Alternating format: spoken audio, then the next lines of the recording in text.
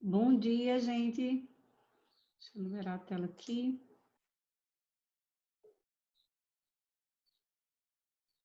Vamos começar. Eu sou Manu, tá? Manu Lorena. Então, a gente vai percorrer dessa forma. Vocês podem se comunicar, mas também não é obrigatório. Vocês podem ficar só aí também assistindo, sem problema nenhum. Lógico que as contribuições, elas são muito bem-vindas, né? Então, a gente sempre quer receber em troca, entenderam? Porque, assim, quando a gente fica falando, às vezes vem algo que é novo para a gente, né? Que são as considerações de vocês, as vivências de vocês. Então, assim, pode colocar também aqui no bate-papo, que eu vou ficar de olho aqui para a gente conversar, ok? Eu preparei um, um conteúdo que a gente pudesse estar trabalhando com ele em 2 horas. A gente começa agora às 9 horas e vai até 11 horas. Não, as perguntas não necessariamente elas precisam ficar para o final, mas no final eu reviso todas as perguntas, tá? A gente vai fazer a oportunidade de estar para um bate-papo, ok? A oportunidade de estar para um bate-papo, todos podem ligar a câmera e áudio, está totalmente livre aí para vocês. O ideal é que todo mundo pudesse participar dessa forma, mas depende também de todas as questões aí envolvidas aí em relação ao ambiente de vocês, tá? Então, se ficar também gerando muito ruído, aí eu deixo a câmera ligada e desligo o áudio de algumas pessoas que ficarem gerando ruído, né? Para a gente transcorrer bem aí. E primeiro ponto é bem agradecida, né? Obrigada a vocês que dia de sábado estão aqui comigo, 9 horas da manhã, já chegando para a gente fazer essa trajetória.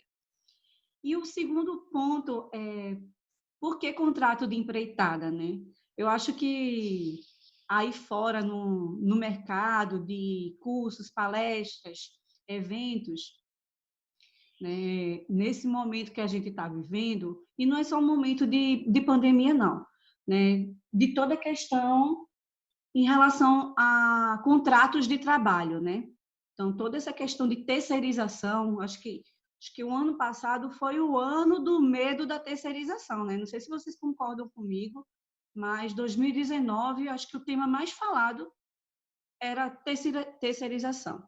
Então, vieram algumas propostas do governo para terceirizar muitos ambientes de trabalho.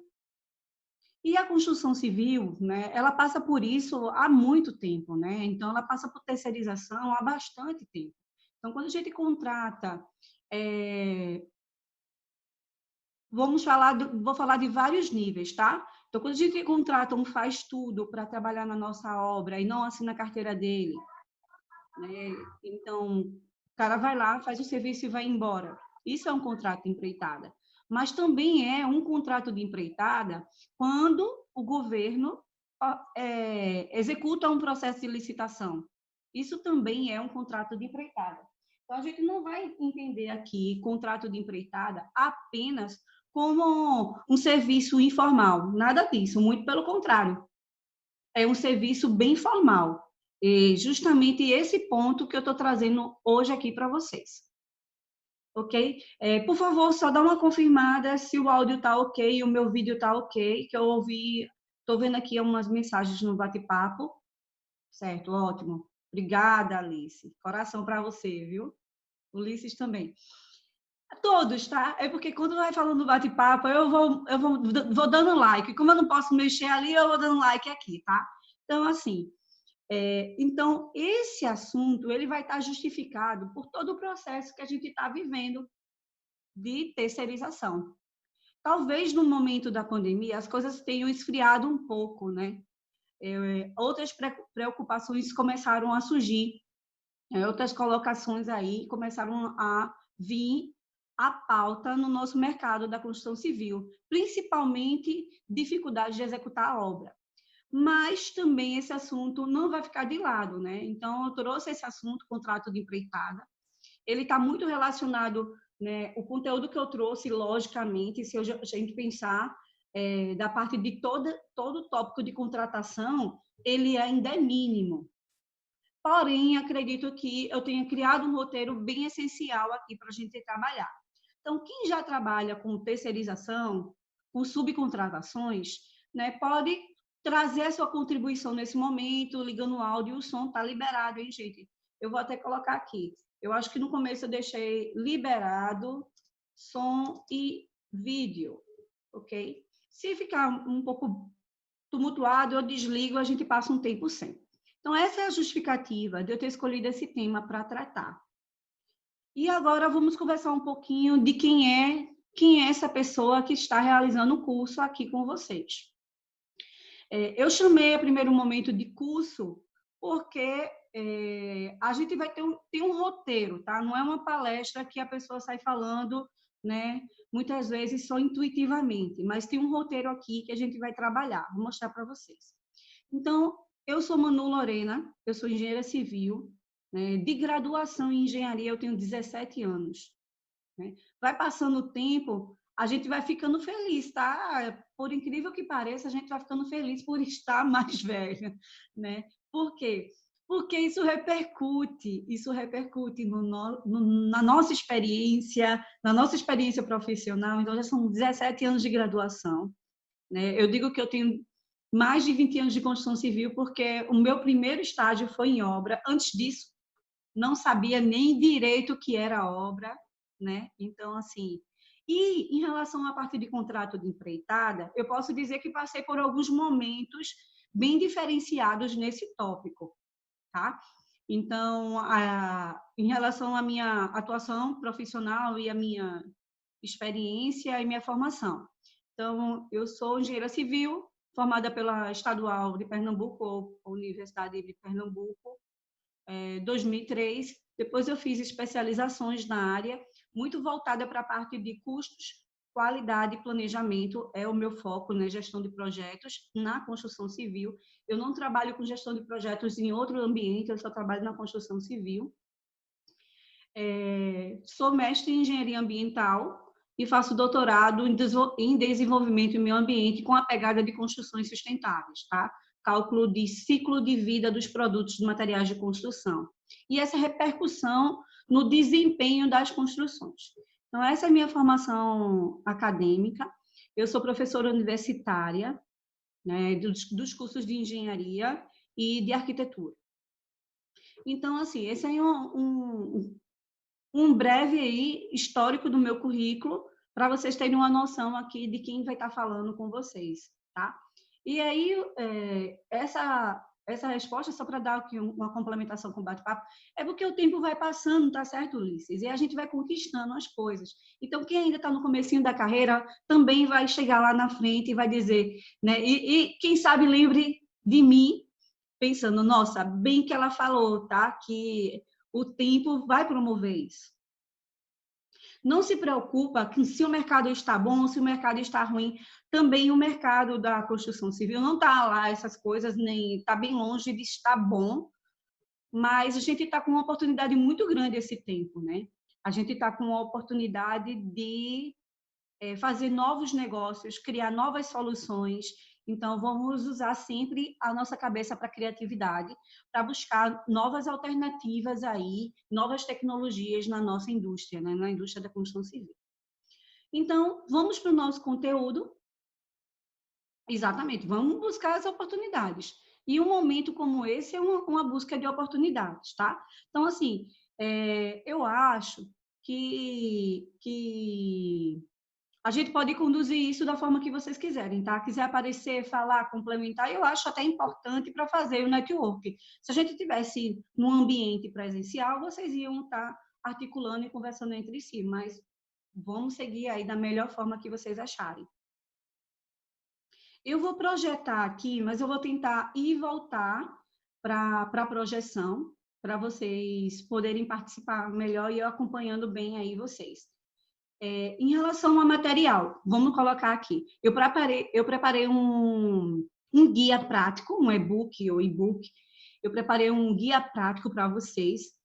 E aí, vou mandar esse guia por e-mail, pelo cadastro que vocês fizeram lá no Simpla, tá? Na inscrição. Então, às vezes, a pessoa cadastrou e não botou o e-mail certo, mas aí depois vocês confirmem, porque eu mando ainda hoje, tá?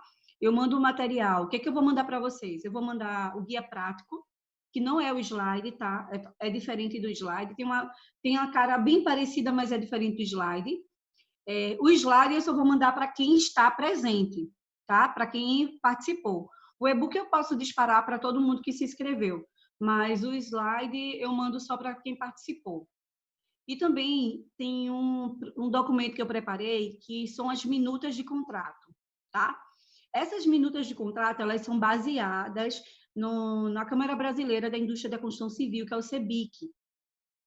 Eu peguei 2 modelos que o CEBIC disponibiliza, adaptei, fiz as minhas considerações e estou colocando para vocês. O CEBIC, ele disponibiliza esse material, mas não de forma editável. Então, eu estou trazendo para vocês de forma editável. Ele é muito amplo, tá? Se você pega aquela minuta de contrato com 20 páginas, você faz, nossa, isso aqui é muita coisa. Calma. Se está ali é porque precisa estar.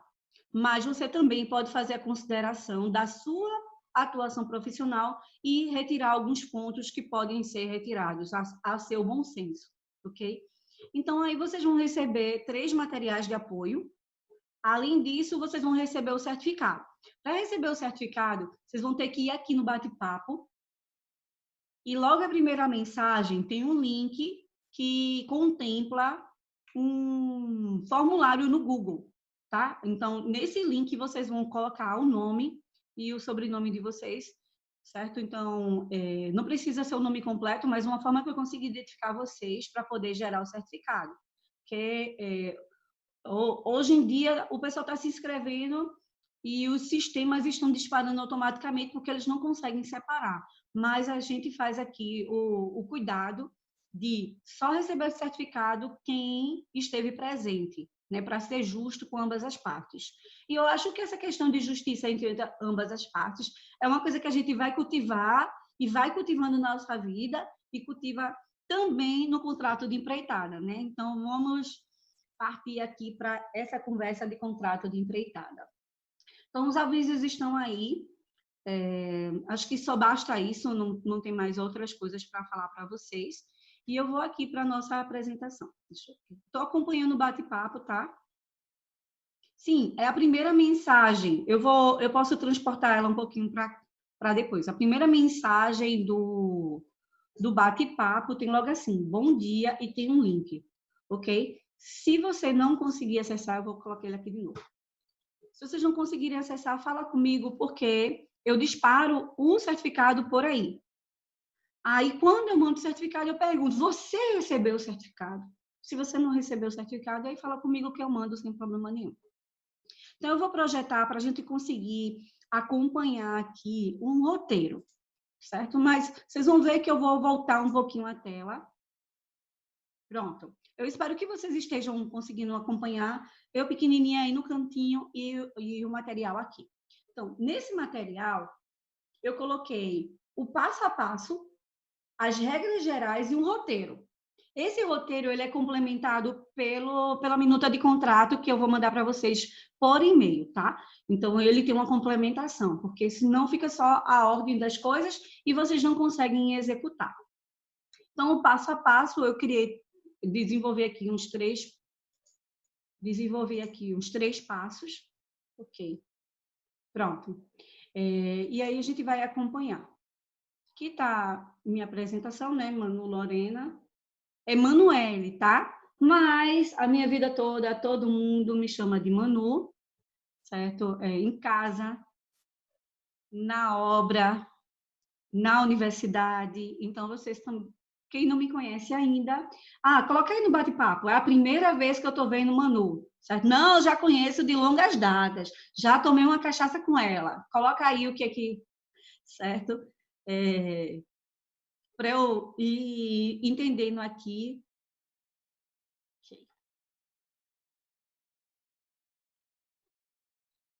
Tá preto para mim, nem vejo nem escuto nada. Eu estou acompanhando com outra projeção aqui, viu, Ed? E está aparecendo bem. Inclusive, deve ter sua foto aqui. Prazer, Caroline. Prazer, certo? Inclusive, deve ter sua foto aqui, porque você já participou do meu curso. Ótimo. Vamos fazer aí. Ótimo, prazer. Então, o meu curso, ele acontece presencialmente, né? Sempre aconteceu presencialmente. Então, aí a primeira foto no canto superior, que tem poucas pessoas, foi a minha primeira turma presencial. Essa foto é dos cursos de orçamento de obra, tá? Então, tinha 3 pessoas. Depois a gente conseguiu evoluir e a gente está fechando turmas presenciais, pelo menos uma vez por mês em Recife, com 24 pessoas e com lista de espera. Então, isso aí é só um agradecimento, né? E reportar para vocês aqui que existe uma empresa por trás disso, né? A empresa é Lorenas Arquitetura e Engenharia, mas a gente tem um segmento de cursos e aperfeiçoamento, tá? Você pode acompanhar nas redes sociais. Se você chegar no meu Instagram, @manolorena_ige, vocês também conseguem ter acesso às informações da parte mais técnica, que é arquitetura e engenharia. E vamos para o que vocês vieram conversar aqui comigo, né? Que é o contrato de empreitada. Pronto. Então, o contrato de empreitada, né, é um acordo entre as partes. Eu vou ter uma parte que é o empreiteiro ou construtor. Eu posso também substituir o nome empreiteiro por construtor, ok? Então, essa parte empreiteiro, ela vai ser obrigada a executar a obra ou o serviço. Mas essa obrigação, ela não pode ter subordinação. Se existir subordinação, eu demito você, eu mando em você, certo? Você segue as minhas ordens. Se houver alguma questão muito mais focada fortemente em autoridade, então não é um contrato de empreitada, isso é uma contratação de CLT, enfim, outros fatores. Então, o contrato de empreitada é assim: você vai dizer para a empresa, o construtor ou aquela pessoa, porque pode ser pessoa física, sim, para aquela pessoa, olha, você vai fazer esse serviço e me entregar desse jeito, nessa data. Mas eu não fico lá, faça assim, não fico assim, tá? Eu digo, você é experiente, tem domínio técnico sobre o assunto, está aqui, execute. Então, isso é um contrato de empreitada, ok? Então, vamos esclarecer. Então, isso vai ser realizado, né, sem essa obrigação, porém, vai ter que chegar ao objetivo. E a pessoa que vai estar fazendo o serviço, ele vai ter que receber uma remuneração. Essa é a definição aí de contrato de empreitada. O Código Civil brasileiro, pela Lei 10.406 de 2002, ele coloca do seu artigo 619 até 626 cláusulas sobre o contrato de empreitada, né? Então, é justamente esses pontos que eu estou trazendo para vocês aqui no passo a passo.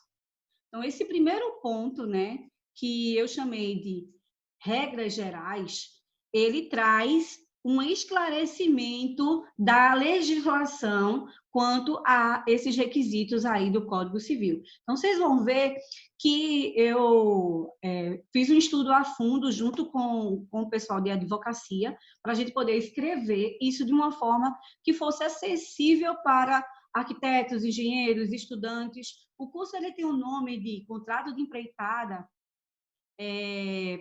para arquitetos e engenheiros, mas isso também cabe para estudantes, tá? Se a pessoa é técnica, trabalha a nível técnico e quer participar do curso, sempre foi permitido, tá? É só para a gente dar um direcionamento. Por quê? Porque contrato de empreitada, né, é um termo muito usado juridicamente. Então, o foco não é para advogados. Porém, se eles quiserem participar, não teve nenhuma proibição e não tem nenhuma proibição e pode muito bem compartilhar o conhecimento aqui com a gente. Então, se vocês puderem colocar aí no bate-papo qual é a formação acadêmica de vocês, para eu tentar direcionar aqui, vai ser legal, tá? Então, fica aí à vontade.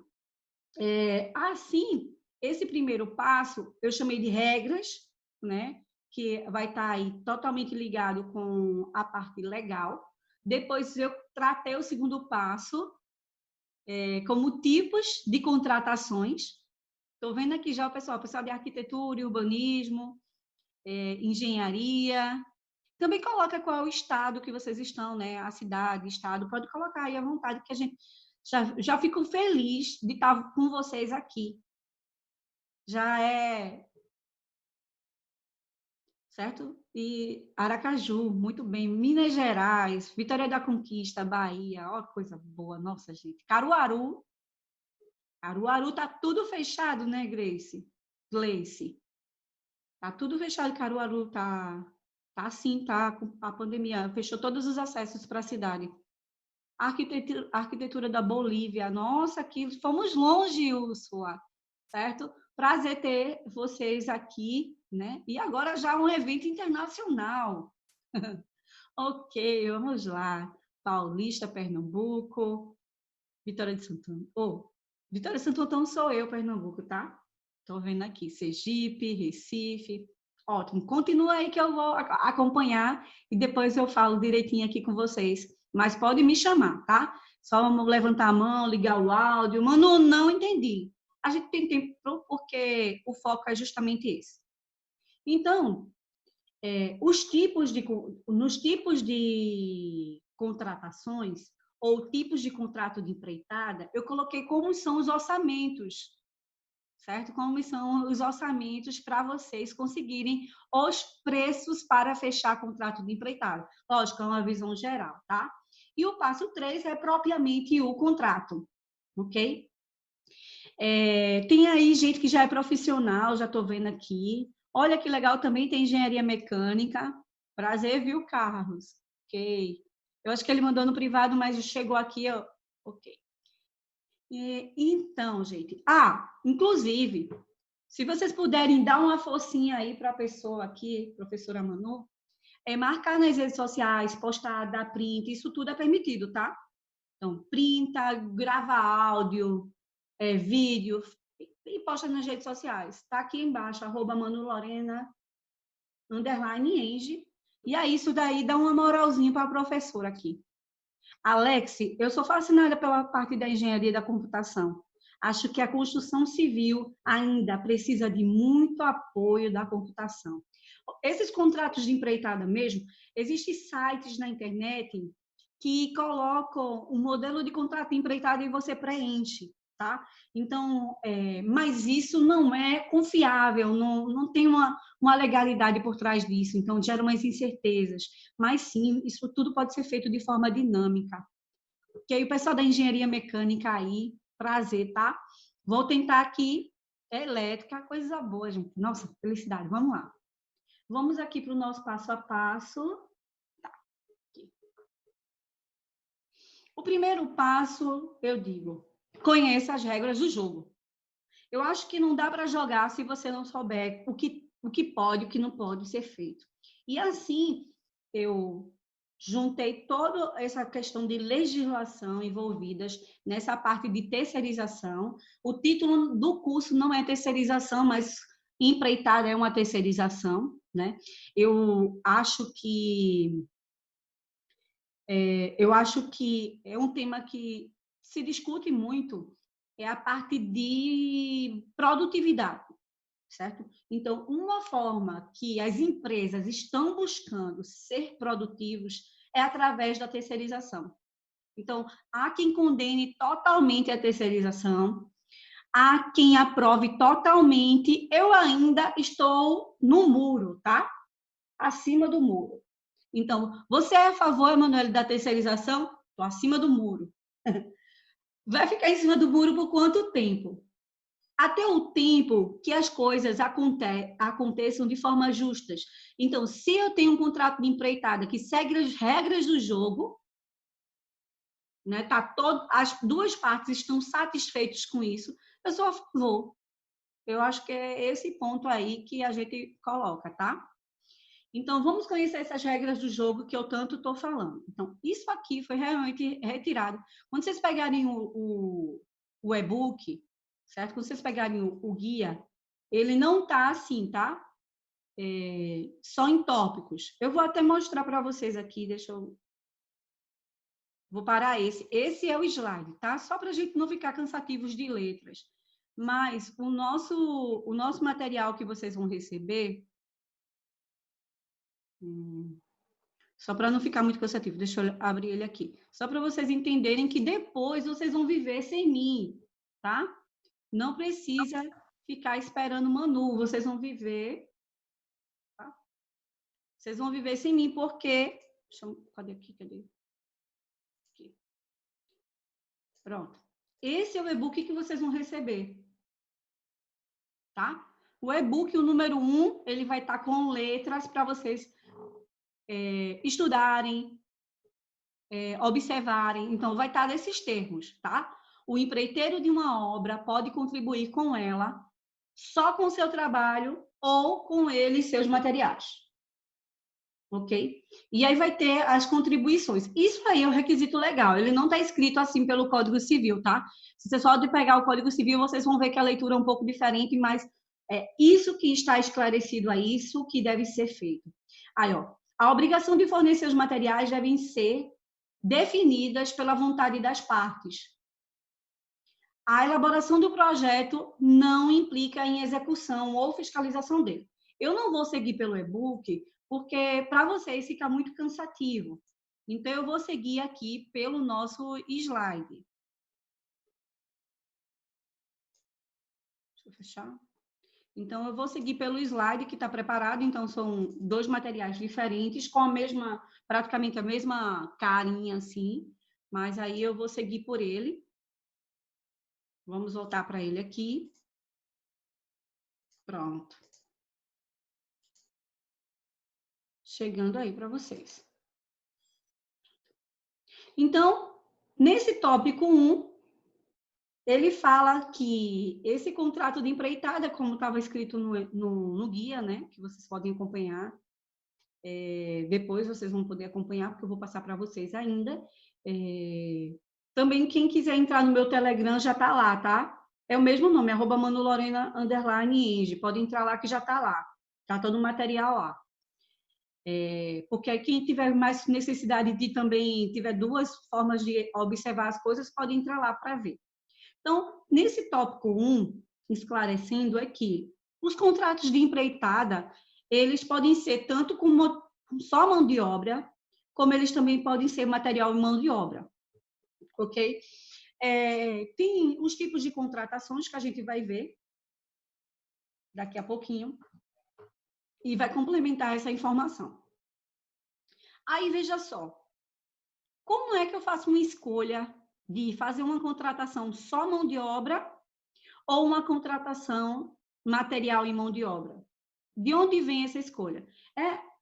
Essa escolha ela vem da viabilidade, ela vem do cálculo de quanto custa eu contratar só a mão de obra e comprar à parte o material, né? Eu contrato a mão de obra e, por outro lado, eu faço as aquisições do material, né? Ou quanto custa eu contratar já uma pessoa que vai me fornecer os materiais, né? Então, isso é um cálculo que deve ser realizado na ponta do lápis, tá? Tem pessoas que conseguem fazer essas informações de cabeça, mas eu digo, isso deve ser feito na ponta do lápis, ok? Então, é essa definição aí. Porém, para ser um contrato de empreitada, precisa ter... O que precisa ter? Mão de obra. Deixa eu pegar aqui. Então, um contrato de empreitada, obrigatoriamente, tem que ter mão de obra. Precisa ter uma mão de obra de muitas pessoas? Não, necessariamente. Não precisa ser uma mão de obra de contratação de uma empresa, tá? Pode ser a contratação apenas de uma pessoa, não tem problema. Como eu falei logo no início, pode ser a contratação para uma licitação, né, de obra pública, como pode ser contratar só o Zezinho Buchudinho para fazer o serviço lá na sua obra, ok? Então, é isso que a gente coloca como primeira regra, você tem que saber como que vai ser feita essa contratação aí, né? O que você vai contratar, começa a surgir informações de qual o custo envolvido.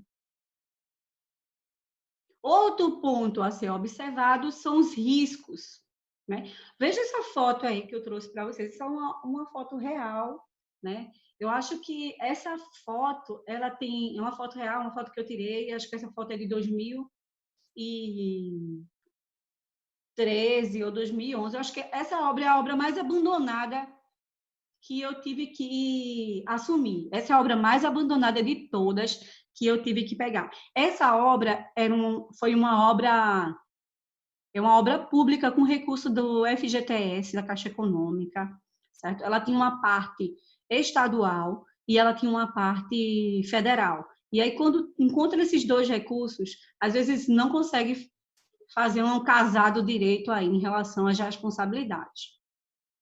Daí a gente tem o fator risco, né? Essa obra ela foi abandonada, paralisada, no mínimo 3 vezes, tá? De lá para cá, eu acho que ela não retornou. É uma obra de interesse social, né, para a comunidade envolvida, né? É uma obra em Recife, tá? Depois, se alguém quiser saber mais detalhes sobre ela, posso falar no privado.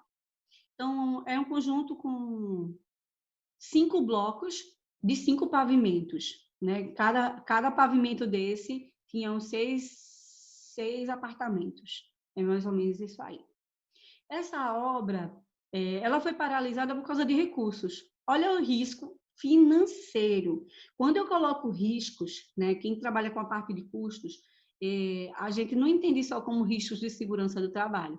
Sim, os riscos de segurança do trabalho devem ser observados, sim, mas a gente está falando aí de riscos, né, financeiros, né? Deixa eu tentar trazer o bate-papo de vocês. Só um minutinho.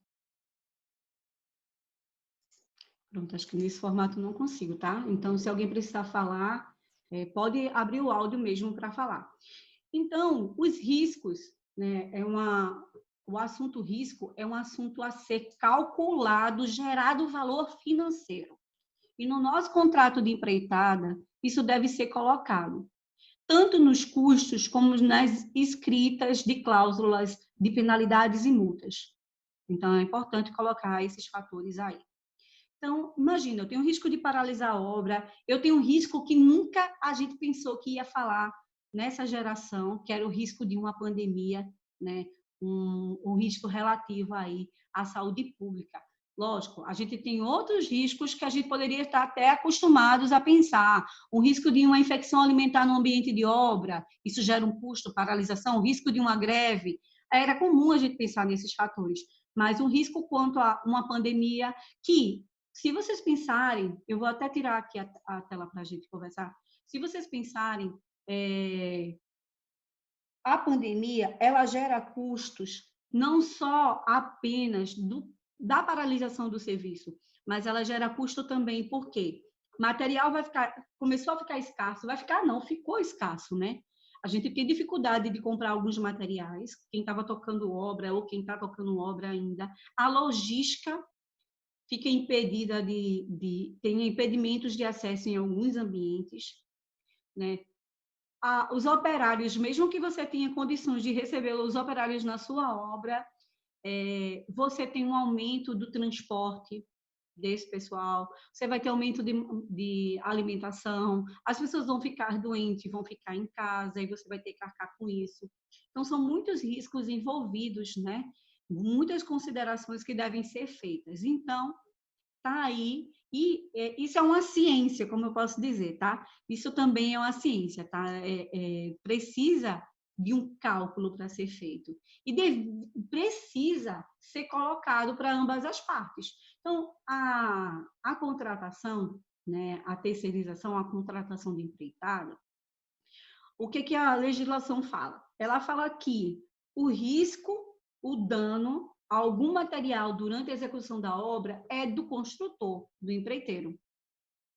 Ok? Então, tipo, primeiro ponto, o risco é do empreiteiro.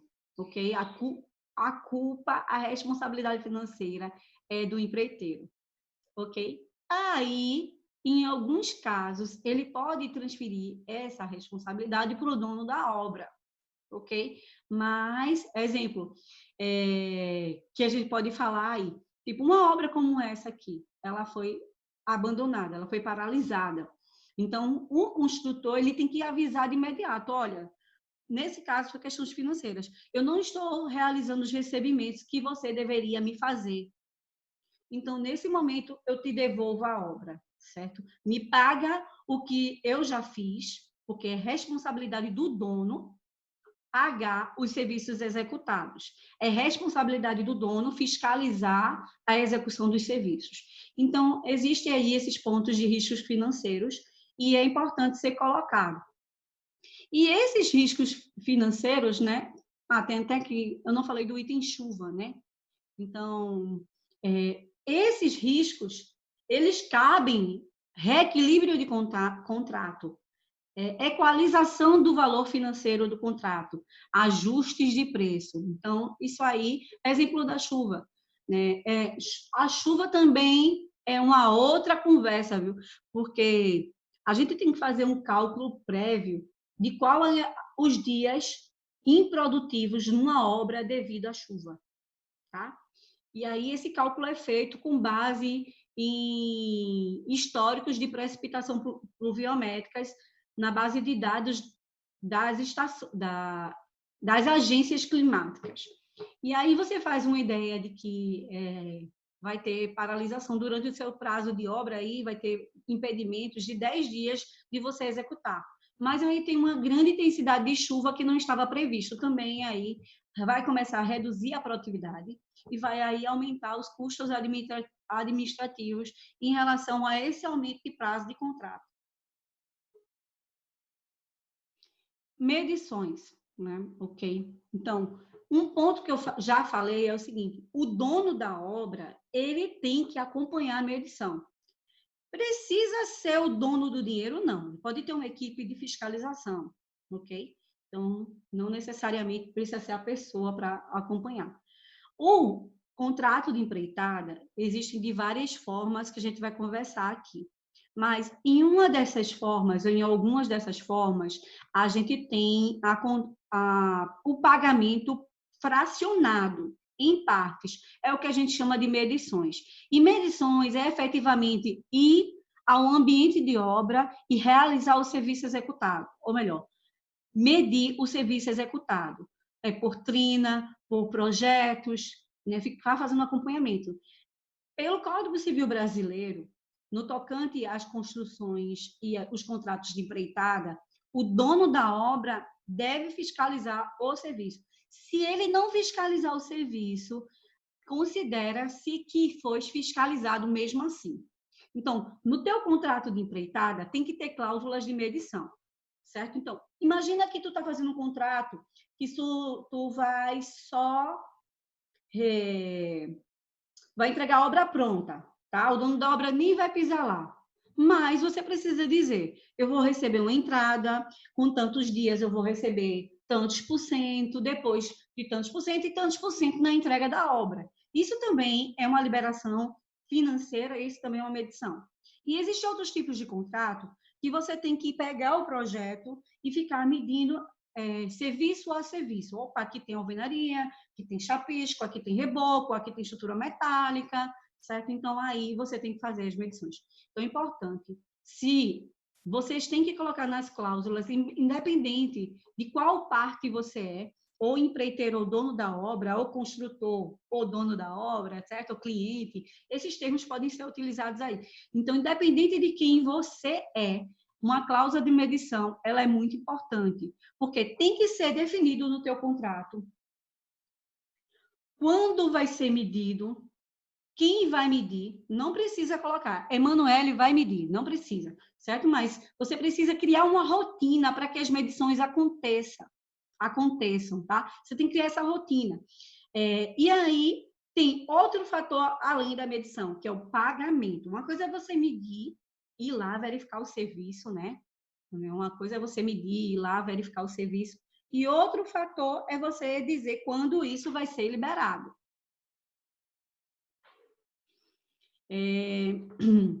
Então, medição. O dono da obra não pode se esquivar, hein? Quem pensa que o dono da obra pode se esquivar, ele não pode, ele tem que medir. Ele não negociou, ele tem que medir, ok? Conclusão e entrega da obra. Mesma coisa. Quando o empreiteiro terminar a obra, ele diz: a obra está concluída. Venha dono da obra receber, me pague o devido.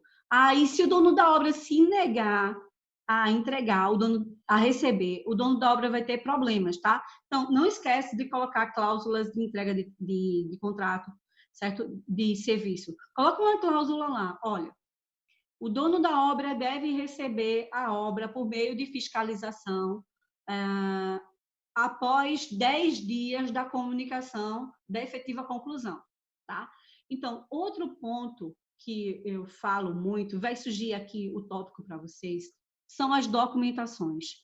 Pessoal, isso aqui, a nossa vida é uma burocracia e a gente tem que fazer essa burocracia ser mais efetiva para o nosso lado, tá? Então, termo de entrega de obra, checklist de vistoria, tudo isso a gente tem que providenciar, né? Nas subcontratações. Então, conclusão e entrega, o dono da obra tem que receber. Se ele não quiser receber, porque acha que tem alguma coisa não conforme, ele pode receber com abatimento financeiro. É permitido isso. Ou ele pode receber e pedir para que sejam corrigidos fatores ao que ele considera que existe uma não conformidade, uma coisa não conforme, não de acordo. Então,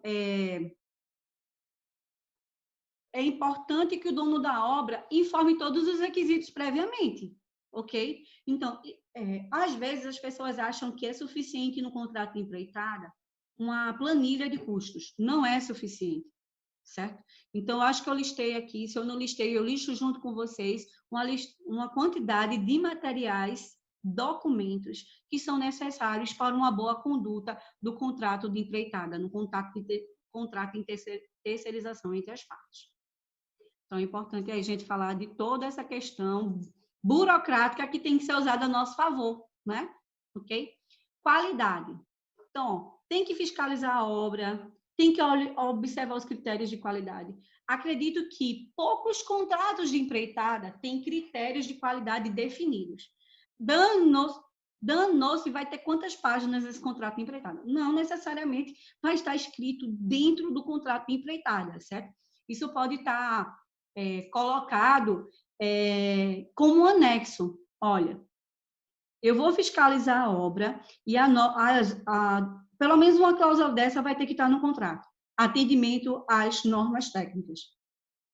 Manu, você não concorda que isso é obrigatório? É sim obrigatório, não custa nada lembrar, né? E ainda mais importante que você lembre que você vai fiscalizar conforme as normas técnicas.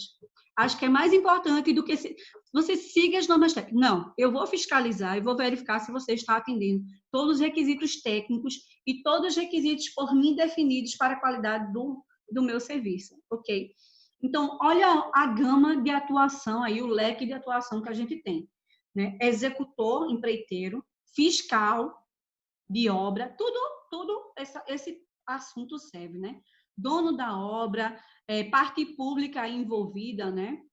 Ok? Então, tem vários fatores aí que a gente pode observar e alencar, né? A colocar para a atuação profissional aí de vocês.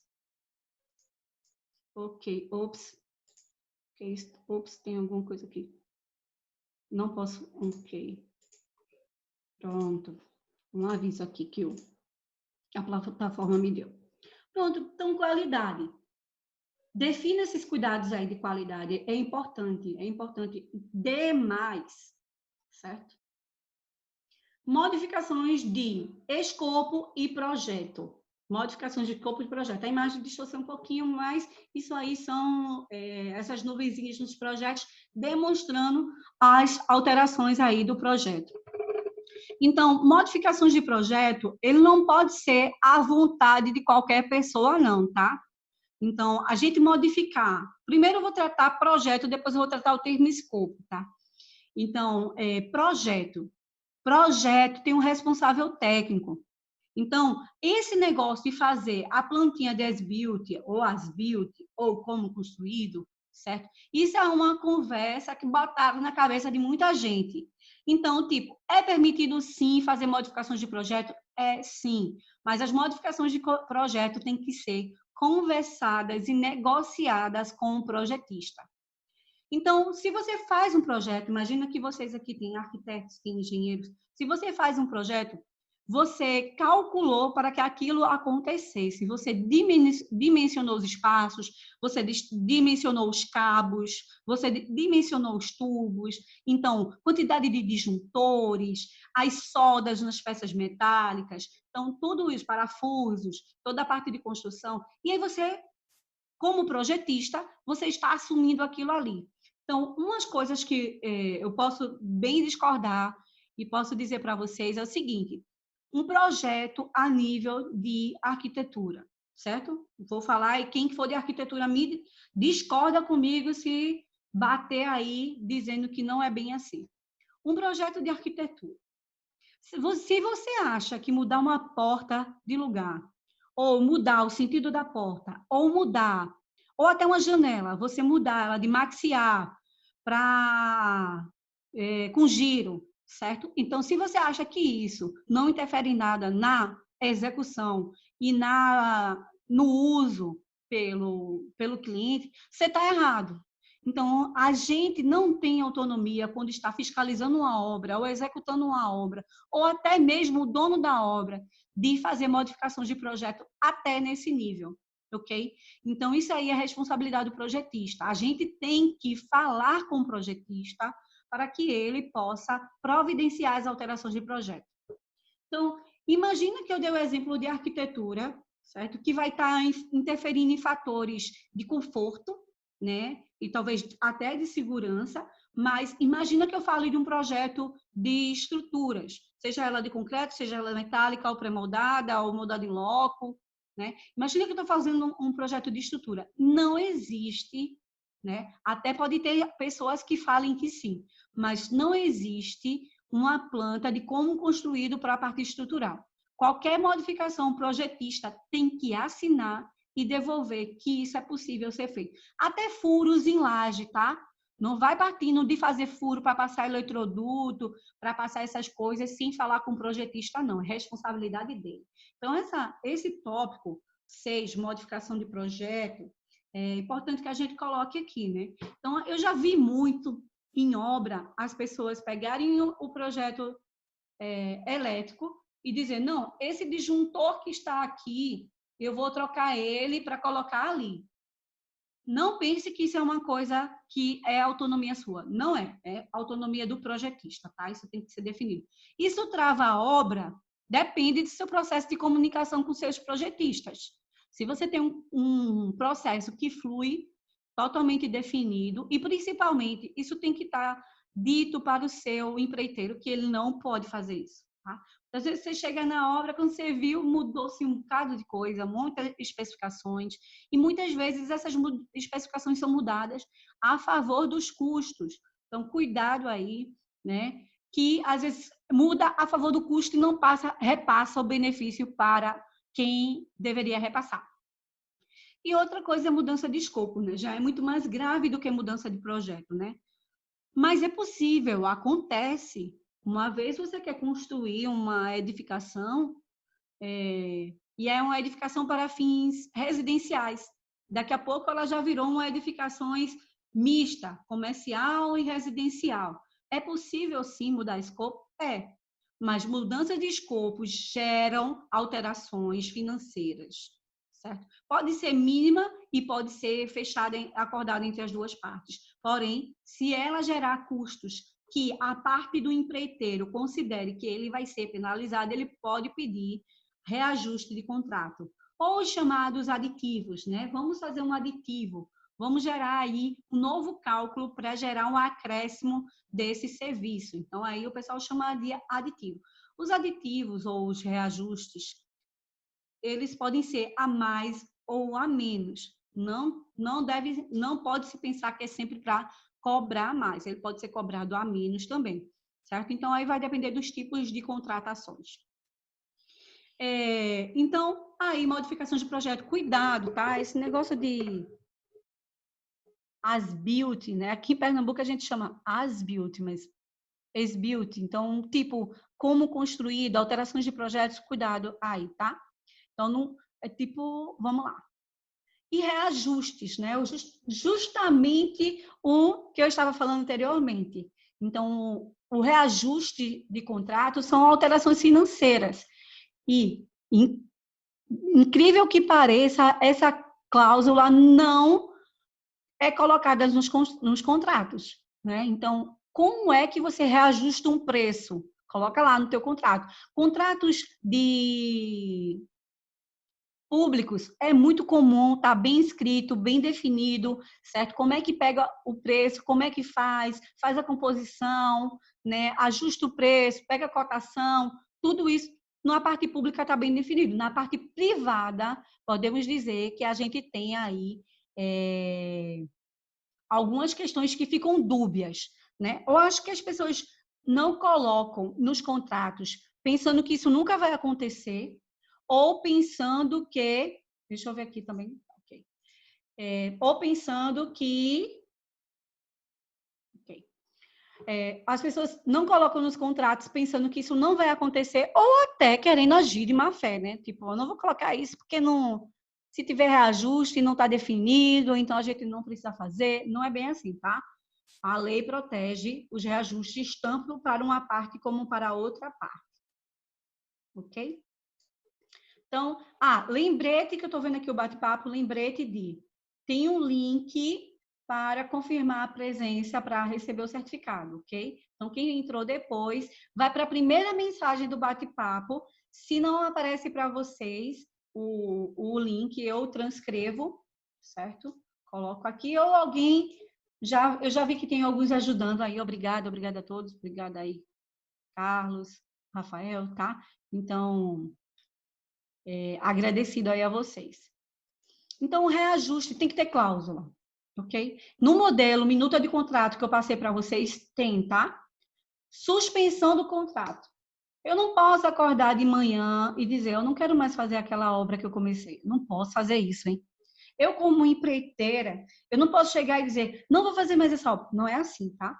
Existe legislação, exatamente, existe legislação que vai garantir a manutenção do contrato. É justamente esse nome, né? Ok? Então, imagina, vou dizer algumas coisas que eu estou me lembrando aqui, e vocês vão concordar aí comigo ou não.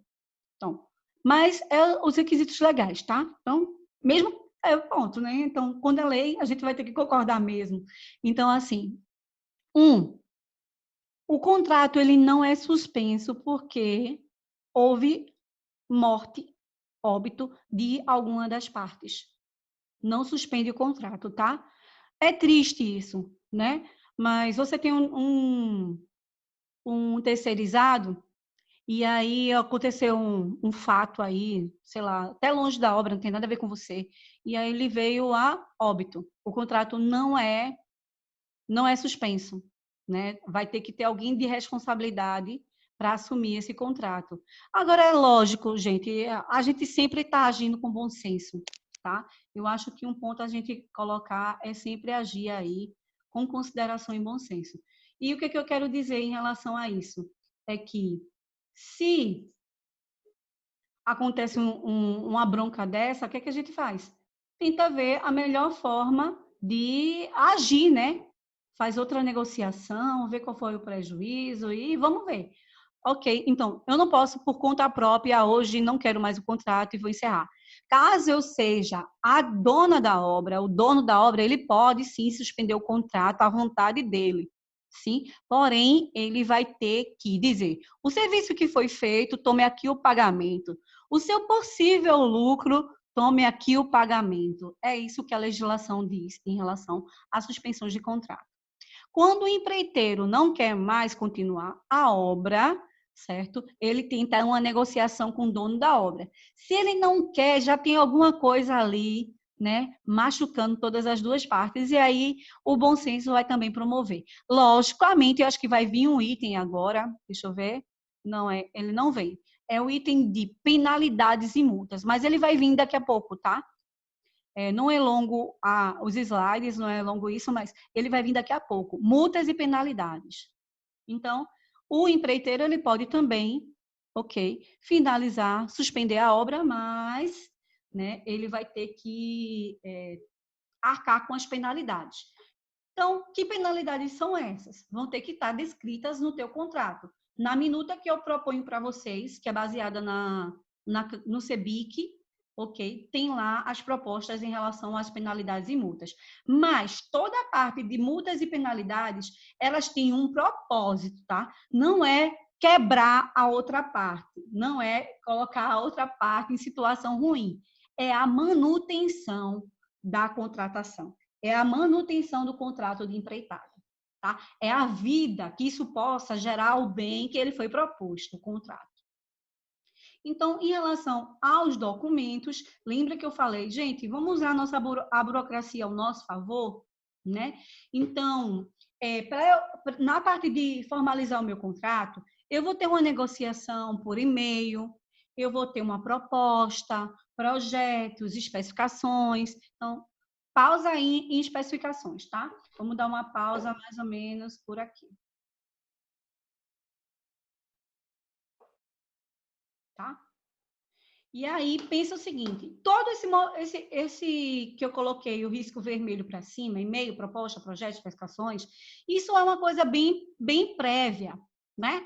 Tipo, eu conversei com o cliente, sentei com ele, tomei um cafezinho, eu sou empreiteira, tomei um cafezinho lá na empresa dele, ou numa cafeteria, e a gente discutiu algumas coisas, certo? Então, eu fiz uma reunião. Toda reunião deveria ser registrada? Sim. Mas ela acontece assim? Não. Toda vez que a Emanuele faz assim? Não. Paciência, tá? Mas a gente troca e-mails, não. Faz uma reunião, depois que terminar a reunião e você estiver fazendo os acordos entre a parte, você pode me gerar um e-mail. Isso é informação válida, ok? Os contratos verbais, eles são aceitos. Porém, logicamente, a gente não vai estar fazendo, né? A gente vai estar fazendo um trabalho de adulto, vamos dizer assim, então a gente vai fazer esse registro.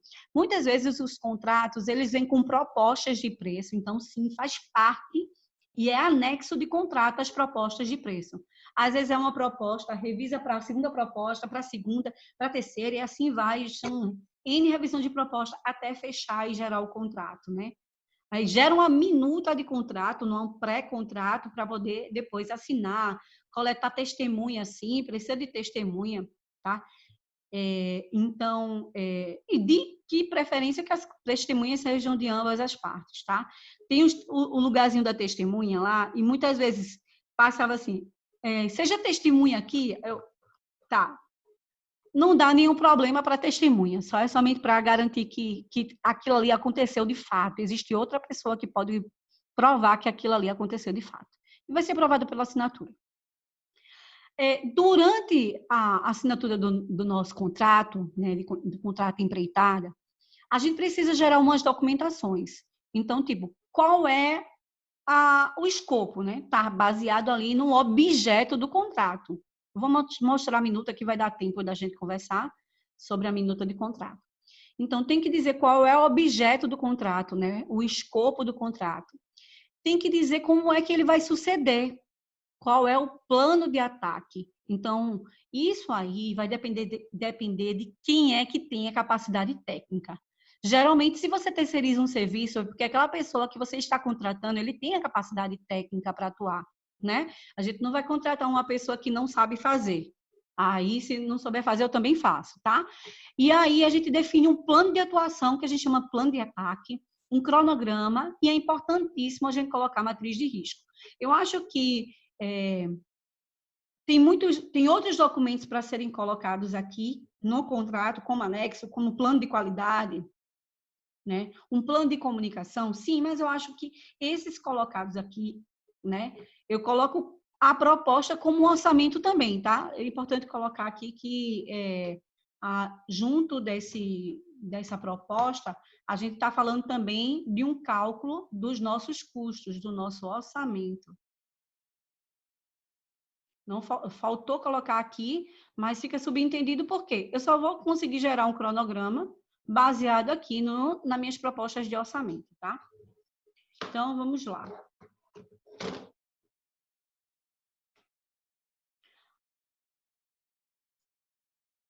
Pronto. Ordem de serviço, né, é o disparo da obra, né? Assinou o contrato, então, esses documentos aqui, né, é o contrato, documentos no contrato. E esses outros aqui é documentos pós-contratos. Então, eu tenho ordem de serviço, OS, né, que o pessoal chama muito de OS, que é a liberação para que a obra aconteça. Diário de obra. Gente, diário de obra não é coisa do passado, hein? Diário de obra é uma coisa muito atual, ok? E eu posso até abrir um espaço maior para falar disso, ok? E tem toda a parte que você precisa controlar os documentos até o termo de entrega, né? Vistoria, entrega da obra e manual do usuário. Eu acho que 2 pontos a eu falar bem abertamente com vocês é diário de obra e manual do usuário. Então, primeiro ponto. Quem está executando a obra, ele precisa registrar diariamente. Não é semanário de obra, tá? Fala sobre diário de obra, ótimo. Não é semanário de obra, é diário, é todo dia, tá? Não vai encontrar um mesário de obra. Se alguém quiser fazer um mesário de obra, vai ter que juntar todas as informações diárias para aquela situação. Então, de toda forma, vai ter que existir o diário de obra. Então, o diário de obra, ele precisa ter um responsável técnico comprovando aí esse diário de obra, tá? Então, não é para ser... o que é comum a gente ver, pelo menos aqui na nossa região? O pessoal colocar um estagiário para preencher o diário de obra. Isso é proibido? Não, não existe nada que diga que o diário de obra tem que ser feito pelo engenheiro. Ele tem que ser validado pelo engenheiro, tá? Isso vai depender muito do porte da obra, né? Isso vai depender do porte de cada uma das obras. Você tem uma obra de pequeno porte e faz um diário, né? Existem várias formas. Primeira forma, você pode fazer isso em papel, ok? Ele não precisa ser um caderno, certo? Mas depois que você pode fazer em folhas à parte, você pode fazer um Excel, um Word, e depois imprimir e assinar, certo? Você pode comprar aqueles livros que tem papelaria, que tem o nome diário de obra, ok? E você pode fazer isso por aplicativos. Hoje tem no mercado, né? Vários aplicativos para vocês trabalharem com diário de obra. E eu acho fantástico, acho fenomenal, né? Eu acho muito dinâmico. Tem uns apps que você já usei, tá? Não estou falando só por conhecer, mas eu já usei esses apps. Ok, só um minutinho. Pronto. E vocês podem registrar. Então, o que tem que conter? Sempre tem que ter a data, né, do dia que está sendo observado. Sábado e domingo precisa ter diário de obra? Não, só se existir obra em sábado e domingo. Se ocorrer também interferências na obra no sábado e domingo. Diário de obra não é livro de ocorrência. Ocorrência é que o vigilante diz que foi assaltada a obra, furtada, não é isso, tá? O diário de obra são as ocorrências técnicas na obra. Então, o que é que você registra? Os serviços que foram executados naquele dia, certo? Então, o bloco tal, a estaca tal da estrada, a pavimentação. Você vai fazer um grande grupo. Não precisa você fazer um filme, não, tá? Você vai criar os tópicos lá dizendo o que foi feito de cada uma das áreas.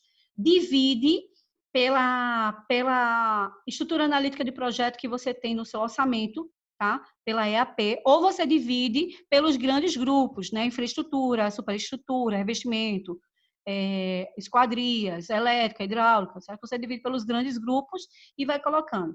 Mas tu também não faz assim, foi feita infraestrutura. Não, foi feita a sapata tal, até a sapata tal, do bloco tal. Então, você descreve ali o serviço executado. Deve conter no diário de obra o serviço executado.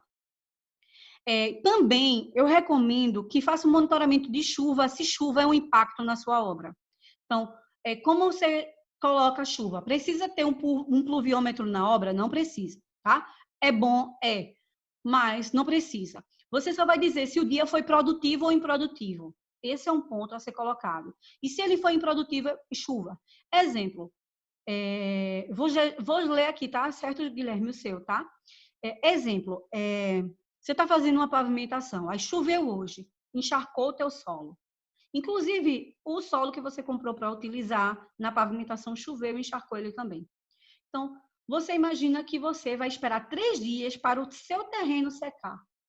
Então, você tem aí um dia de chuva e mais 2 dias ou 3 dias improdutivos, tá? Então, isso aí tem que ser anotado e justificado, e quem vai promover essa justificativa é o teu diário de obra. Aí, quando chegou o 3º dia, choveu de novo, registra de novo a chuva e registra que a chuva, de preferência, foi de tanto de intensidade, ok? E aí, 7 milímetros de chuva já começa a impactar no serviço de pavimentação, ok? Mas aí, daí para frente, né, já tem uma questão muito maior, aí vai esperar o solo secar, você perde material, tudo isso tem que ser registrado. Então, quando eu chego um material diferenciado na obra, eu registro. Eu não registro, chegou prego. Não, tá? Então, se eu vou receber um material de destaque na obra, tipo, o cliente me entregou o material, registro no diário de obra, recebi tal material, tá? Se houve uma fiscalização, eu registro no diário de obra. Teve uma fiscalização do Tribunal de Contas, registro no diário de obra. Teve a fiscalização da própria obra, da gerenciadora, eu coloco no diário de obra, tá? Se o fiscal disse que era para fazer uma coisa, eu coloco no diário de obra. Então, vai gerando aí um documento. Guilherme falou, Manu, em relação a quem está desenvolvendo um projeto inicial de engenharia e para quem está à frente como diretor, o que ele deve articular para conseguir desenvolver e mostrar resultados?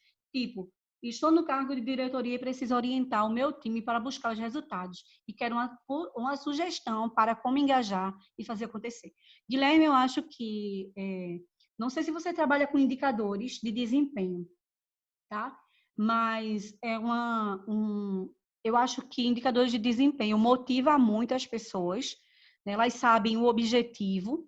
Então, se você trabalha na parte de gestão, um indicador de desempenho é o prazo de execução de obra, quais os desvios financeiros, desvios de prazo, né? Quantas vistorias são feitas ou fiscalizações. Então, os indicadores de desempenho, eles podem ajudar a engajar aí o pessoal, certo? Logicamente, se você fizer indicador para penalizar as pessoas, aí você vai ter um engajamento, mas um engajamento com consequências, tá? Mas eu acho que procedimentos, eu sou muito a favor de documentações de qualidade, tá? Então, organiza, primeiro ponto, se você está em engenharia, diário de obra, certo? É importante e tem que ser constante, né? E aí também organização é tudo, né? Eu acho que a organização é tudo. Então, se eu posso dar uma dica, se eu entendi bem o que você colocou, eu acho que você estabelecer acho que tem um material sobre isso. Se eu não tiver, eu vou gerar, certo, Guilherme? E aí você entra no meu grupo lá do Telegram que eu mando, que é o gestão de projetos mínimos, os mínimos passos da gestão de projetos para uma obra, tá? Então, é justamente definir quais as partes interessadas, as restrições, premissas, como você vai controlar os objetivos, os indicadores, tá? Então, se não tiver lá, não, o diário de obra é para o executor. O fiscal de obra ele tem que assinar o diário para comprovar que leu, certo? E realizar comentários, tá? Eu, de preferência, se eu tivesse na atuação de fiscal de obra mensalmente nas minhas medições de empreitada, eu ia querer o diário de obra referente àquele período, tá? Além de lá assinar, então eu ia pedir, olha, eu quero o diário de obra que eu assinei lá durante esse período. É isso aí, tá certo, Herbert? Espero que eu tenha esclarecido você. Se você escutou bem, entendeu, coloca ok para mim aí, tá? Eu não faço como fiscal de obra, já atuei, hoje não mais, mas eu não faço diário de obra. Meu empreiteiro faz, eu assino, e quando ele me traz a medição, eu quero ver. Diário de obra, os controles de qualidade, foi concreto, eu quero ver os ensaios. Certo? Eu quero ver os ensaios. Tá brincando comigo com o concreto? Eu vou ver todos os ensaios. que deu no conforme e o que não deu no conforme, tá? E aí, geralmente, o pessoal que faz os laudos já dá o parecer, tá? Então, já quero o parecer dos controles tecnológicos. Pavimentação, eu quero ver o parecer dos ensaios. Então, solo, eu quero ver os pareceres de compactação, tá? Então, eu peço diário de obra, toda a comprovação de qualidade dos materiais e peço também todo o registro e legalidade dos funcionários contratados. Os recolhimentos, tá? Eu peço os recolhimentos. É isso aí. Então, como assim recolhimento? Cadê a guia de recolhimento paga do INSS, dos funcionários e FGTS? É isso aí que eu quero colocar para vocês. Então, vamos lá continuar aqui nas documentações. Então, manual do usuário, acho que é outro assunto para abrir um pouquinho, acho que vale bem a pena a gente abrir sobre isso, tá? Então, hoje em dia, ainda falta-se as entregas do manual do usuário. Então, atenção, manual do usuário não é só para obras privadas, não, tá? Manual do usuário não é só para obras de prédio. Manual do usuário é para obras qualquer tipo. É uma obra de estrada, manual de manutenção, tá? É uma obra de prédio comercial, manual do usuário, manual do condomínio. É uma obra de escola pública, foi feita pelo governo, o manual do usuário para aquela edificação. Tem que ter, coloca isso no teu contrato. Se você é gestor público, peça. É obrigação, né? Tem requisitos normativos para serem feitos isso. Então, manual do usuário. E tem que ter o passo a passo. A norma, eu trabalhei ela essa semana. Posso até buscar aqui. Eu trabalhei que tem uma aluna que está fazendo trabalho de conclusão de curso sobre manual do usuário, né? E aí é uma frente de serviço muito boa, viu? Porque existe uma carência de mercado para a elaboração de manual do usuário, para a parte pública, para a parte privada também, ok? Então, abrindo esse parênteses aí, tá? Essa colocação em relação ao manual do usuário. Segundo passo, tipos de contratação. Pausa, tipo de contratação. Deixa eu deixar assim bem quietinho. A gente vai falar aqui sobre 4 tipos de contratação. Primeiro tipo, a administração empreitada sobre administração, empreitada preço global, preço unitário e empreitada integral. Então, vamos lá conversar. Empreitada sobre administração. Imagina que eu tenho aí um empreiteiro, né? E eu tenho o dono da obra, o cliente, né? O usuário, o cliente, o nome que eu quiser colocar aí, que se adeque a essa realidade. E eu tenho um responsável técnico que vai fiscalizar a execução dessa obra. Então, esse responsável técnico, ele não vai contratar mão de obra, ele não vai comprar material, certo? Ele vai fiscalizar a obra. Esses contratos, eles são de 5% a 15% dos custos da obra, o responsável pela gestão vai receber. Eu diria que é muito comum o valor 5%, mas também já vi empreitadas no valor de 15%, tá?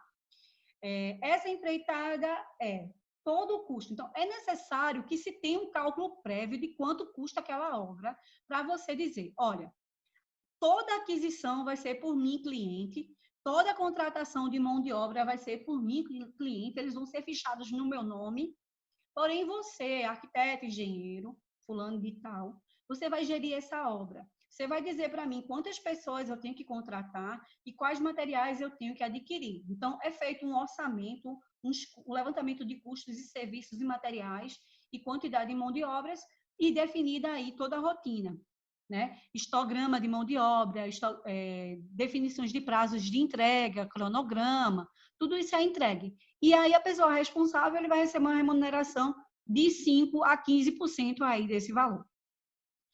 A empreitada a preço global, ok, gente? Qualquer dúvida é só falar aqui que eu já observo, tá? A empreitada a preço global, certo? É uma empreitada. Vou voltar só uma coisa que eu não falei aqui, tá?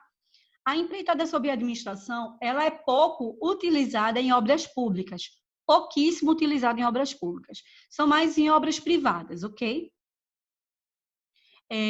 Especificações empreitada a preço global. Empreitada a preço global, exatamente. Ok? Então, essa empreitada é tipo, você vai fazer um custo para essa obra. Então, todas as especificações têm que ser bem definidas, bem adequadas. Então, a gente vai ter aí um valorzinho especial que a gente chama de BDI, ou bônus e despesas indiretas, ou benefícios e despesas indiretas. A gente entende benefícios como lucro, despesas indiretas, outros fatores administrativos e também de tributos, impostos. Então, a empreitada global, o empreiteiro, ele recebe o valor global. Ele tem um escopo a ser seguido, certo? Ele tem um escopo a ser seguido. Já respondo, Elton. Não vou deixar você aqui sem resposta, não, tá? Eu volto lá e respondo. A empreitada a preço global, ele tem um valor a ser seguido, tá? Então, esse valor a ser seguido, ele é baseado num projeto definido, num escopo definido, em especificações definidas, tá? Não pode ser nada assim, vai construir lá. Não, você vai construir esse projeto custa tanto e eu vou te pagar tanto. Prio, acabou-se, morreu. É isso aí, ok? Então, o empreiteiro ou o construtor, falando dessa forma, ele vai receber, né, toda a remuneração de custos que ele vai ter que gastar com material, mão de obra, encargos, né, tudo, e ele vai receber o seu lucro no montante disso tudo e todas as despesas de tributo, tá? Então, ele recebe o montante total. Ele recebe o montante total todo de uma vez? Não. Quem tem poder aquisitivo e quiser pagar logo, olha, eu quero pagar logo, aí toma aí logo 1 milhão, certo? Mas, geralmente, não é assim. Recebe-se uma entrada e se divide em parcelas, não em medições, em parcelas, tá? Pode ser medição? Pode. Um termo utilizado para obra pública é o regime diferenciado de contratação, que ele usa a empreitada a preço global, tá? O regime diferenciado de contratação. Mas também, como diz, esse é outro assunto. Quem quiser saber mais um pouquinho, manda uma mensagem para mim que a gente conversa, tá? Aí, a gente voltando para as questões aqui, voltando para o que Elton falou. Então, Elton, nesse caso da empreitada sob administração, o empreiteiro é o engenheiro ou arquiteto. Ele vai receber de 5% a 15%. A contratação, ela é geralmente CLT dos funcionários. Se acontecer uma contratação que seja subcontratação aí vai seguir o regime de empreitada a preço global ou empreitada a preço unitário, tá? Qual a grande diferença da empreitada a preço global e a preço unitário, certo? No preço unitário, existe o processo de medições, ok? Então, você faz o levantamento de custos, você coloca o BDI, que é o benefício de despesas indiretas. Então, imagine que as duas obras iam acontecer, né?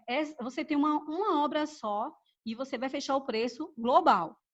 É o mesmo preço que você vai fechar do preço unitário. O que você vai mudar é a forma de medição. Exemplo, quando você faz uma empreitada a preço unitário, se você fez 1 metro de chapisco, você recebe 1 metro de chapisco. Se você fez 100 metros quadrados de chapisco, você recebe 100 metros quadrados de chapisco, tá? Se você, ao invés de fazer 100, você faz 99, então você só recebe o que você executou.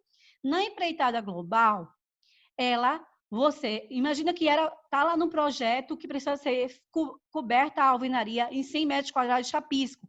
Então, na empreitada global, quando chegou lá, opa, esse 1 metro aqui, não existe esse 1 metro, é 99. Então, na empreitada global, você paga 100 metros quadrados. Mas também, se o cara for fazer e tiver 101 metros quadrados, ele vai receber 100 metros quadrados. Então, na empreitada global, existe uma redução de fatores de reajustes e de aditivos de contrato, tá? Não é que não exista aditivos de contrato, existe aditivos de contrato, mas existe uma redução dessa atuação porque o empreiteiro assume o risco, ok? Ele tem que confirmar projeto, tudo isso para minimizar os riscos dele. Na empreitada a preço unitário, chegou lá e não era 100, era 101. Então, um cara vai receber, o empreiteiro vai receber 101, mais o BDI, mais etc, tá? Agora, se ele só fizer 99, ele vai receber só 99. Então, tipo, é bom e é ruim. Então, eu acho que esse fator aí é para ser pensado, tá? Na empreitada a preço unitário, se trabalha com o processo de medições. Então, nesse caso de preço unitário, precisa de mais gente para fiscalizar a obra, porque vai medir o que foi executado. Nesse caso, eu posso medir só. Foi feita toda a alvenaria? Ok, paga-se a alvenaria. Pode sim ter medições. Paga-se toda a alvenaria. Aqui, eu posso medir chapisco, embolso, alvenaria, certo? Se for pavimentação, eu posso pagar a regularização dos subleitos, ensaios, então posso pagar separadamente cada um desses. Então, a grande diferença do contrato de empreitada global e o preço unitário é o nível de fiscalização que deve ser feito, porque você precisa acompanhar aí cada um dos processos na empreitada a preço unitário, porque aí você vai medir, ó, tá vendo esse projeto, é um projeto também real, eu só apaguei o nome da obra lá de cima, que era uma obra que a gente monitorava. Então, aqui, ó, marcando quais foram, isso aqui é uma célula de caixa d'água, tá? E aí tem as escadas, e aí era marcando onde foi feito aí o serviço. Aqui abaixo, isso era muito legal, tá? É um pedaço de madeira, e aqui, vocês estão vendo aqui uma mãozinha, tá? Aqui, acho que não dá para ver meu mouse, dá. Aqui, ó, uma mãozinha, e aí você levanta as pranchas. Isso é muito comum de ser feito, esses quadros de gestão, tá? A outra empreitada é empreitada integral. Ela assemelha-se à global, mas ela é assim, ó. Eu quero a obra pronta, tá? Eu só quero receber as chaves. Então, o cliente vai pagar pela construção toda pronta. Ele não fiscaliza, ele recebe a obra pronta. Essa é a grande diferença aí. Então, dentro de todas as regras, eu tenho 4 tipos de contratações diferentes e eu tenho 4 tipos de orçamentações diferentes a serem feitos aí, né? Na verdade, eles são bem parecidos, mas toda a regra de orçamentação, documentação e medição vai variar entre esses 4 termos de empreitada. O terceiro passo, elabore o contrato. Então, já estamos no fim, tá? Estamos já no processo de elaborar o nosso contrato.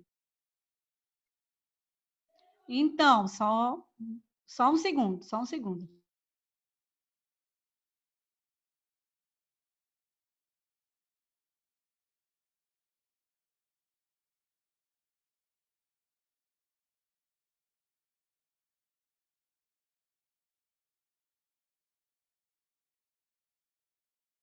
Pronto.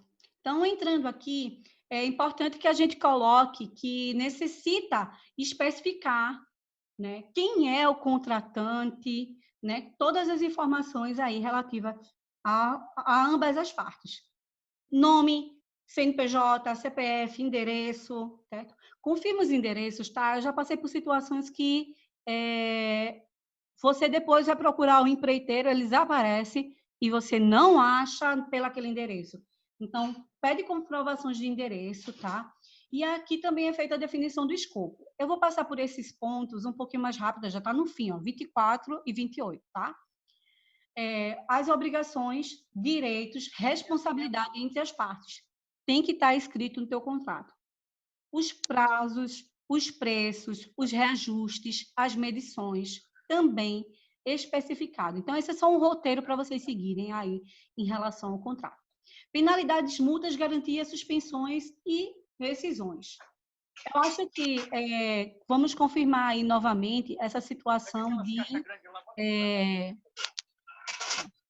eu tirar o ruído aqui. Então, vamos confirmar novamente aí as questões de penalidades e multas, né? Eu falei que é importante que se coloque no contrato para garantir a manutenção do contrato. Okay? Agora, como eu disse, você não vai colocar uma multa para também fazer com que o seu empreiteiro não tenha mais sucesso mais nunca na vida, não é isso, tá? Você vai fazer uma multa para que você possa recuperar após o dano causado à sua obra. É esse ponto. Entregas e aceitas, a gente já falou todos os pontos, e anexos dos documentos. Aqui tá, @manolorena, underline Enge, meu WhatsApp, vocês podem falar, certo? E aqui as referências. Mas eu quero mostrar para vocês a minuta de contrato que eu preparei para vocês, tá? Então, a minuta de contrato que eu preparei para vocês, que na verdade ela é um apoio baseado aí no CEBIC. Deixa eu abrir, só um segundo. Minutas. Ele vai estar em Word, tá? Eu estou mostrando em PDF porque fica mais fácil de eu abrir aqui. Então, esse material, ele é um material constante de 2 tipos de minutas de contrato. Ok? Vocês vão receber por e-mail o Word, mas também quem tiver mais apressadinho, entra lá no Telegram que tem lá, tá? Então, os anexos. Tá aqui, é um anexo baseado no CEBIC, né? Então, aí, de um lado, aquele ponto que eu estava falando, tá? De escopo, de nome, CNPJ, inscrição estadual, isso tudo tem que encontrar no contrato, porque formalização. Então, esse número 1 vai ser um contrato de preço unitário. Lá no número 2 vai estar o preço global, ok? Aqui você tem o objeto, que é o que de fato vai ser construído, né? E o escopo, né? Qual é a execução, é com fornecimento, sem fornecimento de material. Então, os anexos que vocês devem conter, tem a carta proposta, tem e-mail, tem isso e anexa tudo dentro. Se for obras públicas, vai ter o manual de concorrência, licitação, memorial descritivos e demais anexos, tá? Tem a cláusula com as obrigações. Vou passar rapidamente as cláusulas aqui, 4. Então, tem tudo, Manu, tem tudo, tá? São obrigações da contratante, né? Da contratada e da contratante. A contratante tem que realizar o pagamento, viu? Obrigatoriamente. Assinar diariamente o diário de obra, tá? Contratante. Contratado tem que fazer o diário de obra. A sexta cláusula, os prazos. Então, tem que seguir cronograma, você tem que definir. Vou dar um stop, tá? Tem que definir marcos de referência. Teu cronograma tem que dizer, nesse ponto aqui, certo? Nessa data, eu quero ver isso pronto. Então, um cronograma com os marcos de referência, as entregas aí. Isso é importante a ser colocado.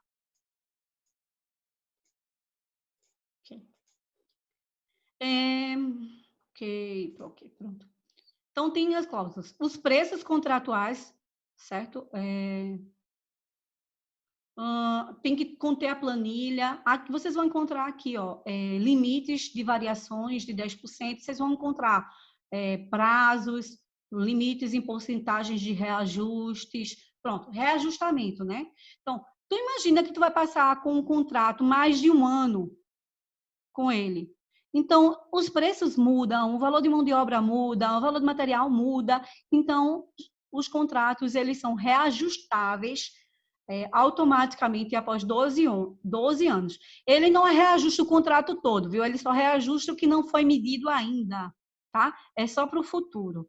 Então, aqui tem medições e faturamentos, você tem que dizer como você vai medir, como você vai fiscalizar e como você vai pagar. Tem as cláusulas aqui relativas a esses pontos. Subcontratações, né, que você já é um contratado. Aí você pode fazer subcontratações, se não puder, você vai ter que colocar uma cláusula. Olha essa cláusula. A contratada, deixa eu marcar aqui. A contratada, em hipótese alguma, poderá subcontratar a totalidade dos serviços. Se ele puder subcontratar tudo, não precisava ser ele, né? Exatamente isso. Disposições legais, né? Todos os desenhos e documentações devem ser controlados, devem estar em consentimento, penalidades e responsabilidades. Vocês vão ver começar aqui, tem que estar de acordo com o prazo do cronograma, tem multa de tantos por cento, certo? Eu recomendo que vocês fiquem com as multas, se vocês nunca trabalharam com multas, fiquem com as multas previstas que estão aqui nesse modelo, tá? O reajuste, ele pode ser pelo índice, né? Aqui é multas, né? Então, aqui ele tem um índice de preço, índice geral de preço de mercado. O reajuste não tem aqui, Deixa eu dar uma olhadinha para ver se eu passei direto nisso, tá? Medições, faturamentos, cadê o reajuste? Enfim, tem um termo reajuste, se não tiver, você pode colocar como você reajusta o contrato, que é pelo INCC, Índice Nacional da Construção Civil, tá? Mas tem aqui que eu me lembro de ter visto e ter complementado informações, ok? Disposições gerais, aqui, aceitação do serviço. Então, a conclusão do serviço tem um prazo de 5 dias para... Aqui, ó, ok? 5 dias, tem que ter um termo de recebimento provisório, aí vem o prazo de termo de definitivo. Vocês têm que ter esses documentos, tá? Cria um termo de recebimento provisório, faz um checklist, então é importante isso, tá? Aqui são as garantias, as multas, né, os cuidados. Até 30 dias do vencimento do seguro. Okay? Seguros, caso ocorram, a cláusula. Suspensões e restrições, está baseado naquilo que a gente comentou, né? Você vai dizer se ambas as partes podem suspender, se, certo? Então, você vai dizer qual a condição, né? Qualquer parte, desde que comprove inadimplência, ou qualquer parte, você vai escolher aqui entre A, B, C, para você colocar aí no seu contrato, tá? Ou as duas, caso ocorram, ou três, caso ocorram. Pronto. Motivo de força maior, tolerância, sigilo, trabalho de infantil, anticorrupção. Não quer colocar essa cláusula? Não coloca, não é obrigatório, tá? Soluções de conflito. Pronto. E aqui, última cláusula, é aonde você vai botar na justiça. É isso aí, tá? Então, você vai dizer qual o fórum da comarca, né? Ou você ou o empreiteiro, para não ficar muito solto. Aqui há partes que assinam. E aqui outra minuta para a prestação de serviço, ok?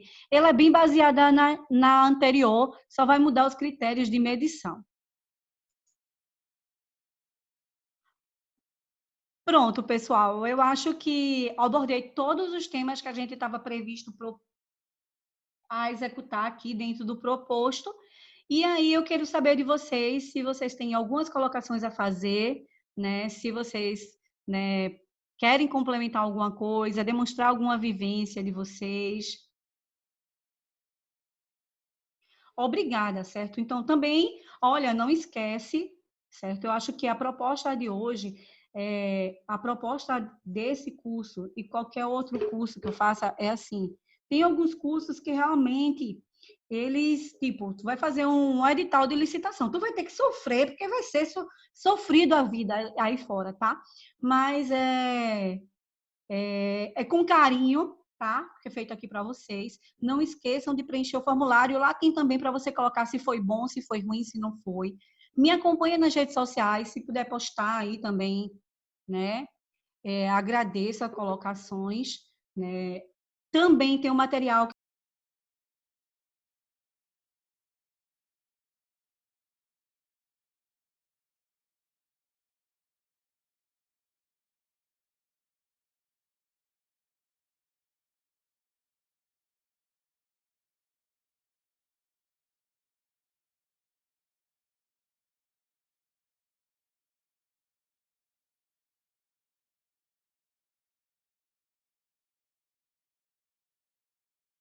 eu vou mandar para vocês, vocês vão gostar muito do material.